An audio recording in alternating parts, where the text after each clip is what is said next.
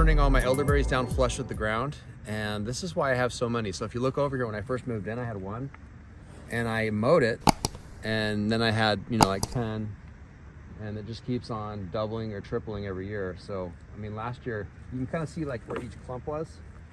Each one of these clusters started as one, and they just keep on spreading and spreading. And if you don't want this to happen, obviously don't cut them flush with the ground, but it's something called coppicing.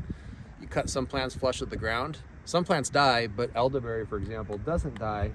It just sends up more shoots. And so last year, these were all flush with the ground, and as you look, they're really tall now. I don't know, like 8 feet tall or something like that. And I'm gonna actually cut all these down. I have a few friends that would like cuttings, and so I'm just gonna be cutting all these down. If you look right here, to make a cutting, you know, you simply just get two, oops, this is so thick. This is only supposed to cut 1 inch, and that's like 1 1/4 inches. So you'll just wanna make sure you have one of these little sections down near the bottom. That's called a node. And I like to have them about that long, just so I can really shove them deep in the ground. So like this section right here, you would shove in the ground just so that much is sticking out.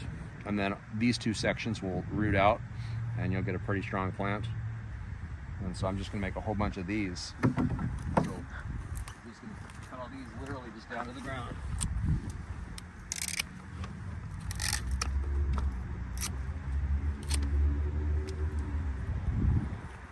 And then sometimes you might need loppers, like these smaller ones that are only 1 inch wide, I can cut with this thing.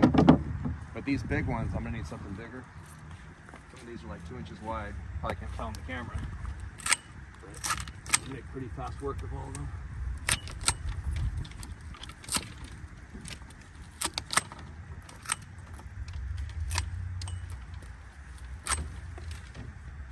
So you're going to replant these somewhere else? Yep.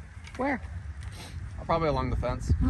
So something a lot of people don't know. So you're wondering why I like elderberry.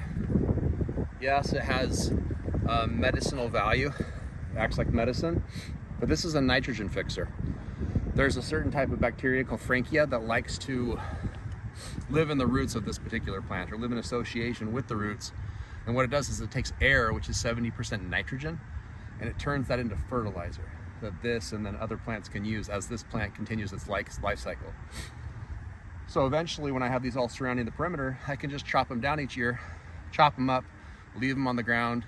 They're mulch, fertilizer, and then they just nurture the soil, and they could just make their own fertilizer. And plus they, you know, have really yummy berries, and they're really pretty to have kind of like a hedgerow around the house if that's what you want. So pretty easy process. I'm just gonna do this with the rest of this. Thanks for joining me in the cows.